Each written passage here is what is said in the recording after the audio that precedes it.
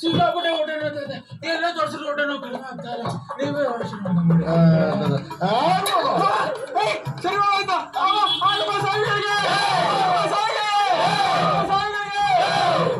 ಆತ್ಮ ಸ್ವಾಮಿಗಳೇ, ನನ್ ಕೈ ಸಿಕ್ಕಾಬಿಟ್ಟೆ ಸೊಟ್ಟ ಆಗ್ಬಿಟ್ಟಿದೆ. ಯಾವ ಆಸ್ಪತ್ರೆ ತೋರಿಸಿದ್ರು ಸರಿ ಆಯ್ತಲ್ಲ. ನೀವೇ ಆಶೀರ್ವಾದ ಮಾಡ್ಬೇಕು. ಸ್ವಾಮಿಗಳಿಗೆ ಆಗ್ಬೋದು ಸ್ವಾಮಿಗಳೇ, ಆಗ್ಬೋದು ಸ್ವಾಮಿಗಳೇ.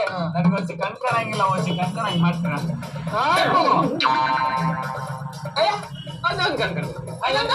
ಹೋಗ ಹೊಸಿ ಗಂಟೆಲ್ಲ 2 ಗಂಟೆಯಿಂದ ಕೊಟ್ಟಿಲ್ಲ ಕಡೆಯ